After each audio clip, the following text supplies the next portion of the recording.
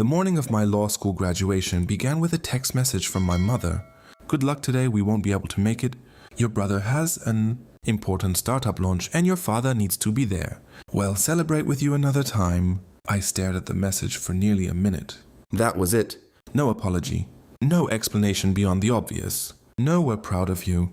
Just another reminder that somehow my achievements always came second. I locked my phone and sat on the edge of my apartment bed, staring at the black graduation gown hanging on the closet door. For a second I considered not going at all, but then I remembered every sleepless night I'd spent studying, every extra shift. I worked to pay tuition every scholarship application I filled out because I knew no one else was going to help me. I wasn't graduating for them, I was graduating for myself. My name is Ian. I'm 28 years old and I had dreamed of becoming a lawyer since I was 12. The dream started the day my grandmother almost lost her house because she couldn't afford proper legal representation. I watched powerful people twist laws that ordinary people didn't understand. That day, I promised myself I'd become someone who could fight for people like her. My parents thought it was just another childish fantasy. "You'll grow out of it," my father used to laugh. He never believed I would actually make it. Growing up, there were always 2 children in our house. My younger brother Ryan, and everyone else. Ryan was charming, outgoing, and naturally confident. He could do no wrong. If he got average grades, my parents celebrated because he worked so hard. If I brought home straight, as they simply asked why I wasn't first in every subject. When Ryan joined football, my parents attended every single game. When I won the regional debate championship, they said they were too busy. Every birthday felt like his celebration. Every Christmas revolved around his wishes. I learned very young that expecting fairness only led to disappointment. Law school wasn't easy, not even close. I couldn't afford tuition without taking student loans. I worked nights at a grocery store. Weekends were spent delivering food. Some mornings, I went straight from work to lectures without sleeping. While my classmates relaxed during holidays, I worked double shifts. My parents never offered financial help. Whenever I hinted that things were difficult, my father would say, "You're an adult now, figure it out." A week later, I'd see photos online of Ryan, driving another new car my parents had bought him. They called it an investment in his future. Apparently my future wasn't worth investing in. 3 months before graduation, I finally stopped expecting anything. Still, I mailed my parents 2 official invitations, one for mom, one for dad. I even included reserved seating information. My mother called after receiving them. "We'll try our best." Those 3 words told me everything. "We'll try." Not "we'll be there." Not "we wouldn't miss it." Just "we'll try." Graduation day arrived faster than I expected. The university campus buzzed with excitement. Families carried flowers. Children ran across the lawns laughing. Parents hugged graduates wearing matching university shirts. Some people had balloons with giant letters spelling names. Everywhere I looked, someone was celebrating together. I stood alone. A few classmates noticed. "Your family coming?" one of them asked. "They're running late," I lied. It sounded less painful than the truth. The ceremony itself was beautiful. The dean gave an inspiring speech about justice and responsibility. Professors smiled proudly as names echoed through the auditorium. When my name was announced, "Ian Carter, Juris Doctor Summa Cum Laude." The audience applauded. I walked across the stage with my head held high. The dean shook my hand.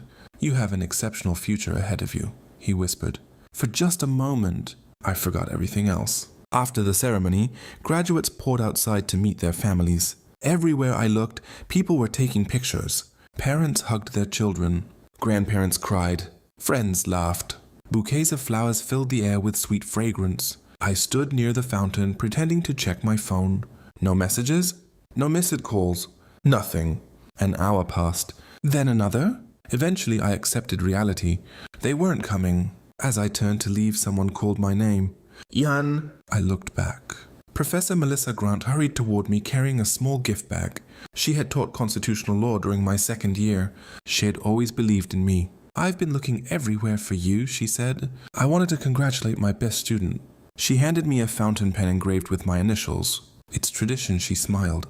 "My mentor gave me one when I graduated." I thanked her, trying not to let my disappointment show. She looked around. "Where's your family?" I hesitated. "They couldn't make it." Her expression changed. "They missed this." I nodded. She didn't ask another question. Instead, she hugged me. It wasn't a long hug. It wasn't dramatic, but it was enough. For the first time that day, someone made me feel like I actually mattered. That evening, I returned to my apartment, still wearing my graduation gown, still carrying the flowers Professor Grant had given me. I heated leftover pasta and sat alone at my kitchen table. The silence felt heavier than ever. Then my phone buzzed. It wasn't congratulations. It wasn't an apology. It was my father. Ryan's startup launch was incredible. Today, biggest crowd we've ever seen. You should be happy for your brother. I read the message twice. Not one word about my graduation. Not one question about how my day had gone. Just Ryan. Always Ryan. For the first time in my life. I didn't reply. Instead, I quietly took off my graduation gown, folded it carefully, and placed it inside its box. As I closed the lid, I made myself one promise. From this day forward, I would stop chasing the love and approval of people who had already decided I would never be enough. I had no idea that within a week, one unexpected newspaper headline would bring my father to my doorstep and force my entire family to face a truth they had ignored for years. The week after graduation felt strangely peaceful, for the first time in years. I stopped checking my phone every few minutes, hoping for a message from my parents. I had spent my entire life chasing their approval, believing that if I worked harder, earned better grades, or achieved something extraordinary, they would finally see me. But graduation proved something I had refused to admit.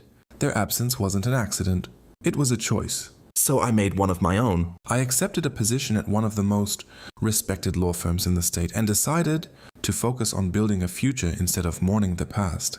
3 days into my new job, I was assigned to assist on a major housing rights case involving dozens of elderly homeowners who were being forced out of their neighborhood by a powerful property company. The case attracted media attention almost immediately.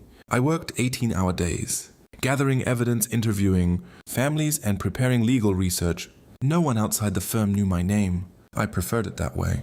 2 weeks later, our lead attorney unexpectedly became ill. The senior partners needed someone who already knew every detail of the case. To my surprise, they chose me. "You've earned this," one partner said. "Don't waste the opportunity." Standing in court that morning, I remembered my grandmother, the promise I'd made when I was 12. This wasn't just another case. It was the reason I had become a lawyer. The hearing lasted nearly 4 hours. When the judge ruled in favor of our clients, the courtroom erupted in tears and applause. Several elderly couples hugged each other.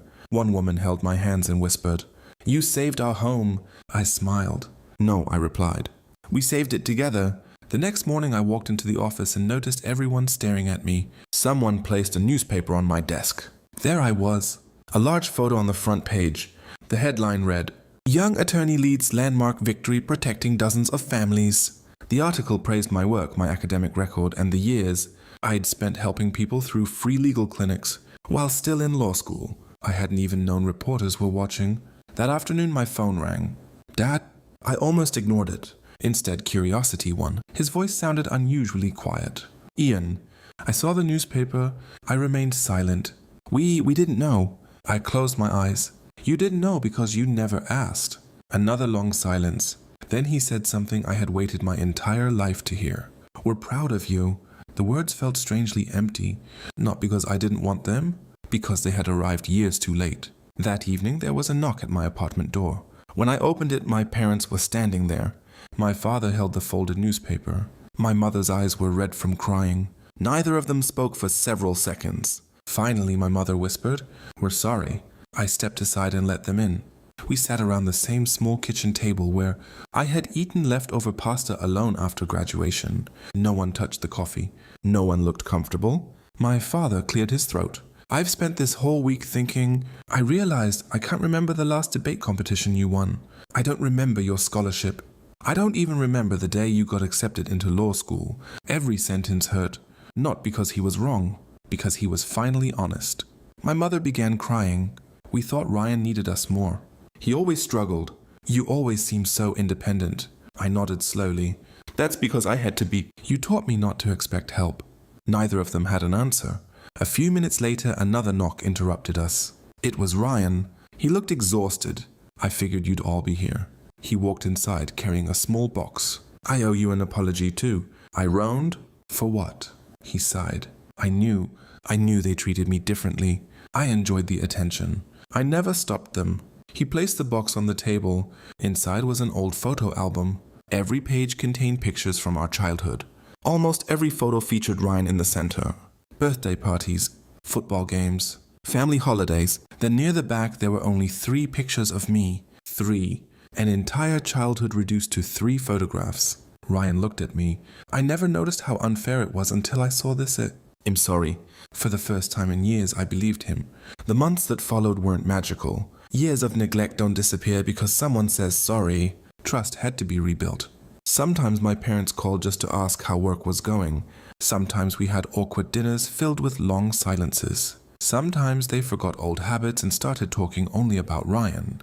But now I spoke up, and for the first time, they listened. 6 months later, the law firm hosted an awards dinner. I was receiving the firm's Community Justice Award. Before the ceremony began, I looked toward the audience. Professor Melissa Grant smiled from the front row.